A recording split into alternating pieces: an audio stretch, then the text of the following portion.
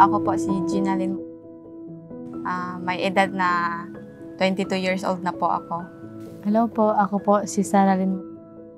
May edad na 18. Kami po ay magkapatid. Ang parents po namin ay dati, yung mama ko Muslim, tapos yung papa ko ay Kristiyano. Nalaman ko na tinanggap ko na talaga si Jesus Christ para bilang isang Savior nung nagsali ako ng Timothy. Doon ko nakita paano kami mag-grow bilang isang Christian at paano kami bilang parang mag-ano sa ministry namin. Naging memorable lesson para sa akin, yung lesson na sa kwento ni Timothy, kasi kahit bata ka pa, pwede kang magturo ng words of God sa mga tao. So dati po Timothy, so ngayon Joshua na kami.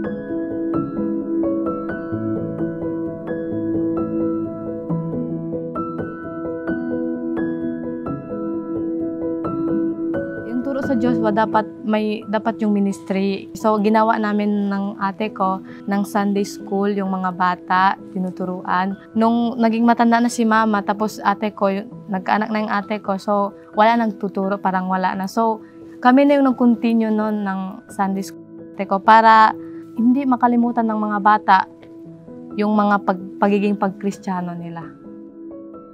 Yung plano namin sa mga bata, tinuturuan namin, turuan sila, i-apply sa kanila yung ginagawa. Parang hindi makat yung relationship nila kay God. Yung mga tinuturuan namin, yun pala nagtuturo ng Sunday School, ganun. Hello, ako si Kezia. Near-reach out namin yung Muslim group na yun. Nagsimula kami sa children's ministry na naging legacy ng nanay ko na 1 year ago na nawala.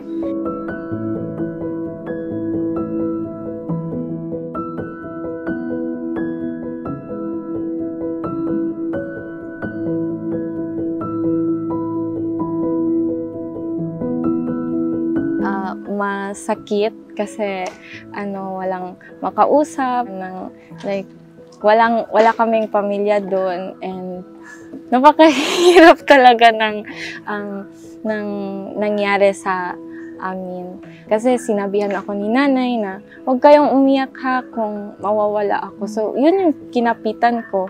Dahil bilang isang ate, bilang isang youth leader din, is kailangan ko maging strong para ipakita sa kanila na malakas ako, na hindi ako mahina, ganyan. Yun, masaya ako kung paano mag-welcome yung mga tao.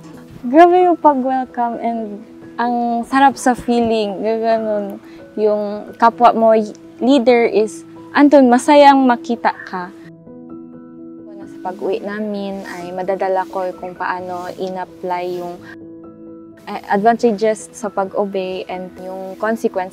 Nakikita namin kung paano na-move ako sa testimony ng ibang tao dito, ng ibang leader. Katulad din doon sa amin na napaka-stricto, na madaming matang nakapaligid sa amin. Ang isa na doon ang mga religious people na nag-a-attack sa amin. Like, sila din nagiging dahilan na saan ma-stop yung ministry namin. Ngunit yung mga pamilya na ng community, yung nagabigay sa amin ng opportunity na ma-share namin yung gospel. And sila na yung nag-stand na yung tinuturo namin is yung kwentong totoo. Prayer request ko po sana maging balang araw, sana maging missionary po ako. Opo, pag-aaral. Tsaka yung pagiging teacher ko sa Sunday School, sana parang mag-level up pa, maging Thank you sa Open Doors na nakasama ako sa retreat, na kung hindi dahil sa kanila, hindi kami makakapunta dito dahil nga madaming protocols, madaming requirements. Ngunit sila yung naging instrument, ginamit ni Lord upang ma-reach out para kami makapunta dito.